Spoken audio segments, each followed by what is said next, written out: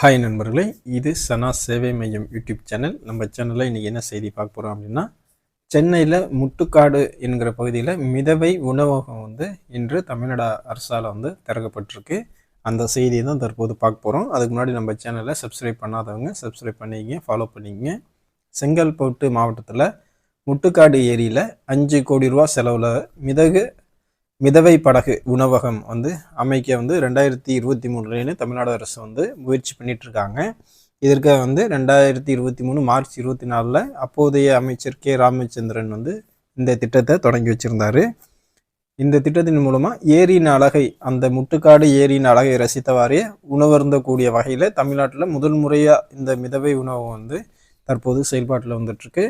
இந்த மிதவை உணவு பொதுவாகவே கேரளாவில் அந்த ஆலப்புழா அந்த ஏரியாவில் நம்ம மக்கள் அங்கே போயிட்டு அந்த மிதவை உணவகத்தில் ஒரு நாள் இருந்துட்டு அந்த என்ஜாய் பண்ணிட்டு வருவாங்க. தற்போது தமிழ்நாட்டிலே இது போன்ற ஒரு திட்டத்தை தமிழ்நாடு அரசு ஒரு முயற்சி பண்ணி செஞ்சுருக்காங்க. இந்த மிதக்கும் உணவகம் தனியார் பங்களிப்புடன் அனைத்து வகையிலையும் செயல்படுத்தியிருக்காங்க. இதற்காக மிகப்பெரிய ஒரு படகு தயார் செய்யப்பட்டு அந்த படகுல உணவகம் ஏற்பாடு செஞ்சுருக்காங்க.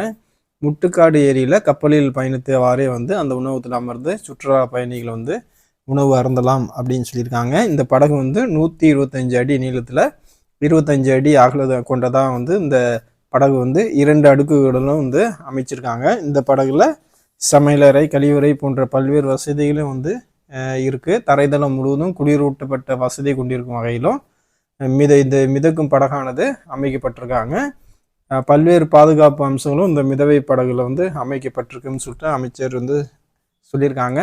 இந்த மிதக்கும் படகு கடந்த ஆண்டே திறக்கப்படும் அப்படின்னு எல்லாம் எதிர்பார்த்த நிலையில தற்போது இந்த வருஷம்தான் தொடங்கியிருக்காங்க. இந்த மிதவு படகு உணவகத்தை அமைச்சர் தாமு அன்பரசன் திறந்து வச்சிருக்காரு. மேலும் இதுபோல் மிதக்கும் உணவு கோவையிலும் அமைக்கப்படும் அப்படிங்கிற மாதிரியும் அவர் சொல்லியிருக்காரு. ஏற்கனவே இதற்கான முன்பதிவு தொடங்கி நடைபெற்று வருது. எப்போது திறக்கப்படும் என்று மக்கள் நீண்ட நாள் எதிர்பார்த்து காத்துட்டு இருந்தாங்க. தற்போது இந்த மிதவை உணவகம் தற்போது திறந்து வச்சிருக்காங்க. இது தமிழ்நாட்டுக்கு ஒரு புதுசான ஒரு நல்ல ஒரு திட்டம். இது பொதுமக்கள் மத்தியில் நல்ல ஒரு வரவேற்பு பெறும் அப்படிங்கிற நம்பிக்கையை தமிழ்நாடு அரசு தெரிவிச்சிருக்கு. நண்பர்களே, இந்த செய்தி உங்களுக்கு பயனுள்ளதாக இருந்தால் மற்ற நண்பர்களுக்கும் ஷேர் பண்ணுங்கள். நம்ம சேனலை சப்ஸ்கிரைப் பண்ணுங்கள். நன்றி.